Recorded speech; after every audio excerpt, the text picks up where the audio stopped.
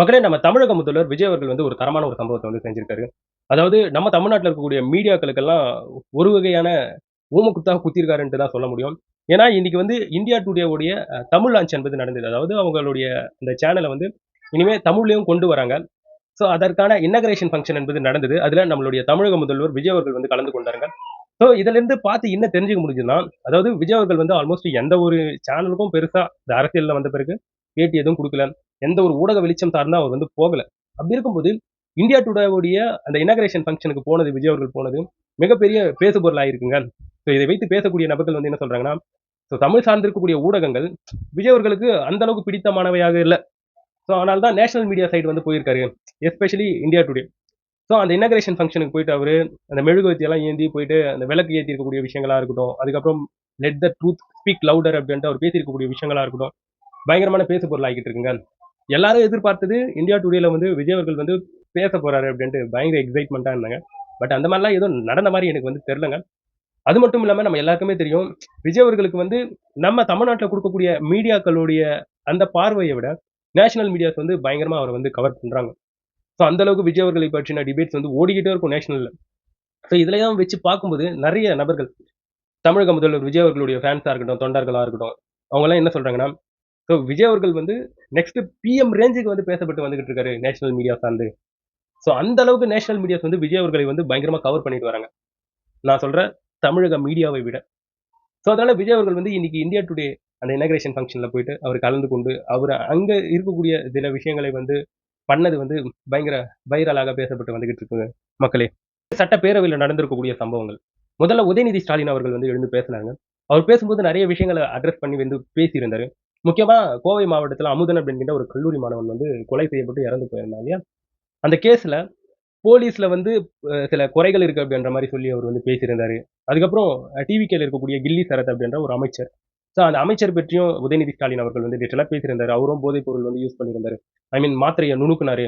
So அவர் மேல ஏன் நீங்க வந்து எந்த ஒரு ஸ்ட்ரிக்ட் ஆக்ஷன்ஸ் எடுக்கல? அப்படின்ட்டு உதயநிதி ஸ்டாலின் அவர்கள் வந்து பேசியிருந்தாங்க.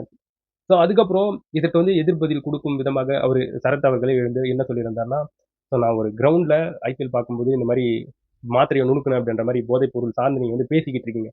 அப்ப நடந்து கொண்டு இருப்பது என்னமோ உங்களுடைய ஆட்சி தான். அப்போ கிரவுண்டுக்கு வெளியில வித்துட்டு இருந்தது உங்களுடைய ஆட்களா? அப்படின்ற மாரி அவர் வந்து கேட்டுட்டாருங்க. ஸோ இவ்வாறான விஷயங்கள் பயங்கரமா விவாதமாக மாறியது அந்த இடத்துல வந்து. அதுக்கப்புறம் அமைச்சர் ஆதவ அர்ஜுனா அவர்கள் வந்து எழுந்து பேசியிருந்தாங்க. அவர் என்ன சொல்லியிருந்தாருன்னா, இந்த மாரி தமிழ்நாட்டுல வந்து இந்த போதை ஏற்பட்டது வெறும் இந்த 100 நாள்ல மட்டும் இல்லங்க.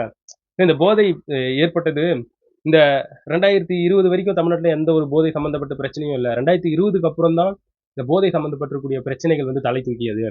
அப்படின்ட்டு அவர் சொன்னதும், எதிர்க்கட்சிகள் வந்து பயங்கரமா கூச்சலிட ஆரம்பிச்சுட்டாங்க. முக்கியமா டிஎம்கேவை சார்ந்து இருக்கிறவங்க. உங்ககிட்ட வந்து ப்ரூஃப் இருக்கா அப்படின்னு கேட்கும்போது, என்கிட்ட ப்ரூஃப் இருக்கிறதால தான் பேசுறேன் அப்படின்ட்டு ஆதவ அர்ஜுனா அவர்கள் அந்த இடத்துல வந்து பேசியிருந்தாங்க. அது மட்டும் இல்லாம, நீங்க வந்து இவ்ளோ சத்தம் போடுறீங்க. ஸோ நீங்க தப்பு செஞ்சதால தானே உங்களுக்கு இவ்ளோ சத்தம் வருது. ஸோ நீங்க சத்தம் போடுறீங்கன்னாவே, அப்ப தப்பு செஞ்சே இருக்கீங்கன்னு தானே அர்த்தம். அமைதியா இருந்தா எந்த ஒரு தப்பும் நீங்க செஞ்சிருக்க மாட்டீங்க. அப்ப கத்துறீங்கன்னா ஏதோ நீங்க வந்து பண்ணியிருக்கீங்க தானே. அப்படின்ற மாரி அவர் வந்து பேசி வச்சிருக்காருங்க. அதுக்கப்புறம் இந்து அறநிலைத்துறை அமைச்சர் ரமேஷ் அவர்கள் வந்து எழுந்து பேசியிருக்கக்கூடிய விஷயங்கள் தான், இப்போ டிவிக்கு தொண்டர்கள், ரசிகர்கள் அதை வந்து பயங்கரமா ஸ்ப்ரெட் பண்ணிட்டு வராங்க. அப்படி அவர் என்ன பேசியிருந்தார்ன்னா, அதாவது ஓபிஎஸ் அவர்கள் வந்து சபையுடைய அந்த மாண்பு, கண்ணியம் இதை பற்றியெல்லாம் அவர் வந்து சொல்லியிருந்தாரு, பேசியிருந்தாரு. ஸோ அண்ணா அவர்களுடைய கடமை, கண்ணியம், கட்டுப்பாடு இது போன்ற விஷயங்கள வந்து எதிர்க்கட்சி தலைவர் அவர்களுக்கு வந்து நீங்க வந்து கத்துக் குடுக்கணும். ஸோ அந்த மாரி சொன்ன உடனே பயங்கரமான திருப்பியும் சத்தம் டிஎம்கே சைட்ல இருந்து கத்த ஆரம்பிச்சுட்டாங்க.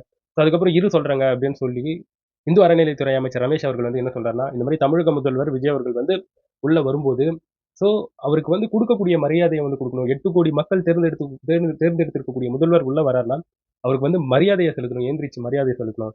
ஸோ இத பத்தி ஃபர்ஸ்ட்டு உங்களுடைய எதிர்க்கட்சி தலைவர்களுக்கு வந்து சொல்லித்தாங்க அப்படின்ட்டு, அவர் பேசியிருக்கக்கூடிய விஷயங்கள் பயங்கரமான விவாதம் என்பது ஆச்சுங்க. அதுக்கப்புறம் சட்டப்பேரவை அவைத்தலைவர் ஜே.சி.டி. பிரபாகரன் அவர்கள் வந்து அதை பத்தி ரொம்ப தெளிவா விளக்கத்தை வந்து குடுத்திருந்தாரு. ஸோ எதிர்க்கட்சி தலைவர் வந்தாலும், முதல்வர் வந்தாலும், யார் வந்தாலும் ஏந்திரி நின்னுச்சு அவங்களுக்கு வந்து மரியாதை செலுத்துறது வந்து தமிழர்களுடைய பழக்கம்.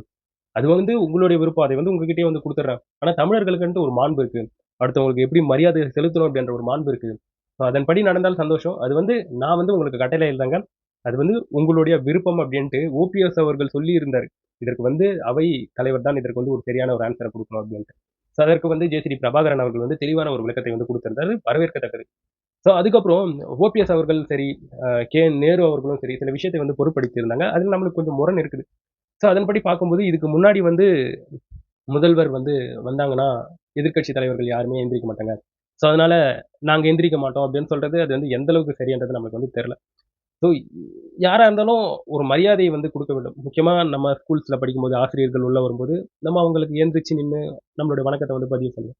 ஸோ அந்த மாரி தான் தமிழக முதல்வர் அவர்களும். ஏன்னா அத்தனை பேர் தேர்ந்தெடுத்து அவரை வந்து முதல்வர் ஆக்கியிருக்காங்க. அவருடைய போஸ்டிங்க்கு கண்டிப்பா இந்த இடத்துல வந்து மரியாதை தர வேண்டும்ன்றதுல வந்து மாற்று கருத்தே கிடையாது.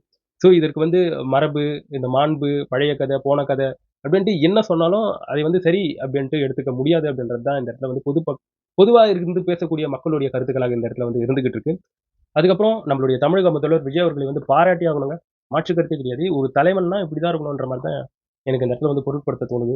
எனக்கு வந்து சொல்ல தோணுது. ஏன்னு பார்த்தோம்னா, அதாவது டிவிகே எம்எல்ஏ ஒருத்தர் வந்து என்ன சொல்றாருன்னா, கலைஞர் அவர்களை வந்து கருணாநிதி அப்படின்ட்டு ஒரு இடத்துல வந்து பேர் சொல்லி, ஸோ விஜய் அவர்களை வந்து ஹைப்பா பேசி, அங்க கருணாநிதி அப்படின்ட்டு அந்த டிவிகே எம்எல்ஏ சொன்னதும், தமிழக முதல்வர் வந்து எழுந்திரிச்சு பேசும்போது, அதற்கு வந்து ஒரு சாரி வந்து கேட்டுக்கிறாரு. அவரு பேசியிருக்கிறதுக்கு, நான் இந்த இடத்துல வந்து சாரி கேட்டிருக்கேன். இந்த மாரி எதிர்க்கட்சி தலைவர் அவருடைய பேர வந்து சொல்லிறக் கூடாது அப்படின்ட்டு, தமிழக முதல்வர் விஜய் அவர்கள் வந்து அதற்கு ஒரு அப்பாலஜைஸ் பண்ணது உண்மையா வரவேற்கத்தக்க ஒரு விஷயங்க. அதாவது இந்த இடத்துல வந்து ஒரு விஷயத்த வந்து நல்லா புரிஞ்சுக்கணும். ஒரு டாப்பான இடத்துல போயிட்டு நம்ம உட்கார்ந்துகிட்டு, நம்ம கெத்து அப்படின்றத ப்ரூவ் பண்றத விட்டுட்டு, ஸோ நம்ம எந்த அளவுக்கு பணிவா இருக்கோன்றது வந்து ரொம்ப முக்கியமானதுங்க. அந்த பணிவின் காரணமாக தான் விஜய் அவர்கள் வந்து தினம் தினம் ஒரு ஒரு ஹைட்டுக்கு வந்து போயிட்டு இருக்காரு. அந்த மனுஷனுடைய இந்த மரியாதை வந்து எங்கேயோ போய்க்கிட்டு இருக்கு. ஸோ அந்த அந்த பணிவு என்பது ரொம்ப முக்கியம். ஸோ அந்த இடத்துல வந்து சிம்பிளா சாரி கேட்டுட்டாரு பாருங்க. தான் ஒரு முதல்வர், எந்த ஒரு ஈகோ இல்லாம தப்பு நடந்துச்சு, பேர் சொல்லியிருக்க கூடாது அப்டின்ட்டு, இன்னொரு நபருக்கு பதிலாக அவர் வந்து சாரி கேட்கறாருன்னா, ஹேட்ஸ் ஆஃப் கண்டிப்பா தமிழக முதல்வருக்கு இந்த இடத்துல வந்து ஹேட்ஸ் ஆஃப். ஸோ ஒரு நல்ல முதல்வர் நமக்கு கிடைச்சிருக்காருன்றதுல வந்து மாற்று கருத்தே கிடையாது. ஸோ இந்த மாரியால தான் இன்னைக்கு சட்டப்பேரவை என்பது நடந்து முடிஞ்சிருந்தது. ஸோ இத பற்றி நீங்க என்ன நினைக்கிறீங்கன்றது என்னோட கமெண்ட் செக்ஷன்ல பதிவு பண்ணுங்க. நான் வந்து உங்கள அடுத்த ஒரு வீடியோல பார்க்குறேன்.